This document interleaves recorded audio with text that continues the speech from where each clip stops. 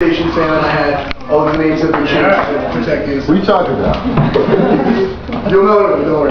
Am I gonna knife you? The story's called Serious Business. It all started with us thinking of how we could get rid of the cat.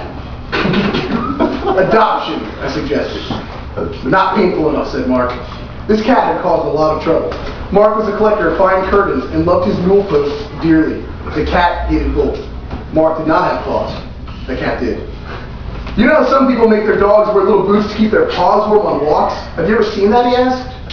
Unsure of where he was going with all of this, I said yes. Well, what if we made them out of cement and threw her into Delaware? Before I could respond to something like, no, that's horrible, the door was kicked open. A smoke grenade hit me square in the face.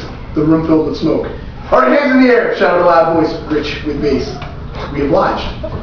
In walked 5 heavily armed individuals wearing PETA vests. Seriously, I said?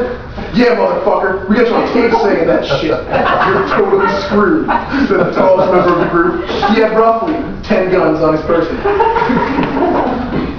It gets worse. Mark looked at me with horror and confusion on his face. Mark was a man who liked to have a firm grasp on the situation at hand. Once in college, we dressed like ninjas and ran through the hallway. When confronted by the RAs, Mark informed them it was for a cultural experience.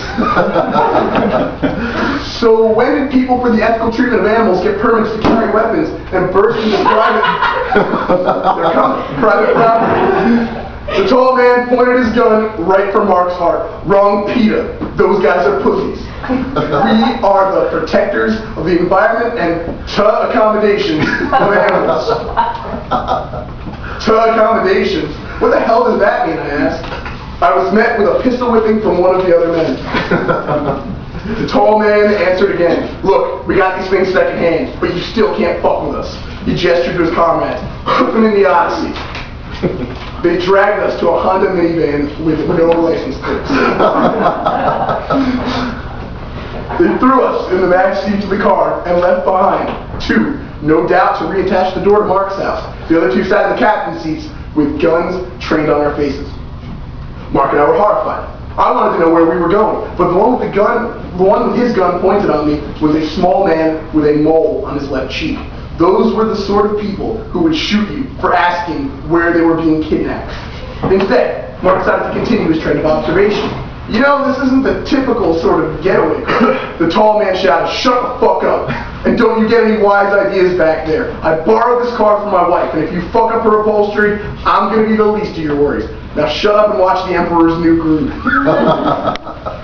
We obliged, but we didn't dare laugh at the film. They drove out to the beach and got us out of the car. It was a wet day, so no one was out on the water. Hitting us with their rifles each one more time for good measure, they marched us out onto the jetty and made us kneel at the edge of the rocks. The ocean was especially rough that day, and the waves kept hitting us in the face. I hated the taste of salt water. Despite having already been pistol whipped on 2 occasions, I decided to voice my displeasure. Look, if you're going to kill us, will you do it already? I can't stand salt water. It never comes out of your clothes, even if you use Tide. I thought that last bit was ironic, considering we were at the ocean. The tall man punched me in the back of the head. I fell forward and smashed my face on a rock. Blood rushed out and it covered the rocks. I told you it only gets worse. The tall man, I read that. The tall man picked up his gun and pointed it at Mark. You guys think you're funny, don't you? You think you can chuck a poor innocent cat into the Delaware River or off the coast of the Belmar and nothing will happen? Well, you little pricks are wrong. He cocked his gun back. I began to tremble. Up until this moment, I hadn't really realized they were planning to kill us. I suppose most people would have assumed that right away. But there was a moment during the viewing of The Emperor's New Groove where all 3 of them smiled at something David Spade had said. I thought we might have come to an understanding or a shred of humanity. They all pointed their guns, each of them likely capable of firing many rounds quickly at our chests. Mark asked for a cigarette. They said no.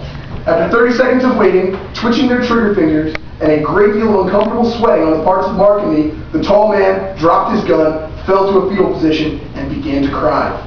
This was unexpected. The other 2 dropped their guns and tried to comfort him. It's all right, Frank, said one. Yeah, we're doing good here. Look, we really scared him, said the other. Mark, in his infinite ability to say or do the least predictable thing in a situation, stood up to help them cheer the tall man up. What's wrong, he asked. The tall man, who I was sure would now pistol whip Mark until an eyeball popped out of his head, just hit his knees and started crying louder. She's gone. Mary's gone, and she isn't coming back. Who is Mary? I shouted, still in the execution position getting hit with salt water. My wife. She left this weekend. She said it didn't stand for anything and left me for a DJ. I'm sorry, man, said Mark. He sounded genuine. I thought if I went on a rampage and shot a bunch of people who hate animals, she might love me again.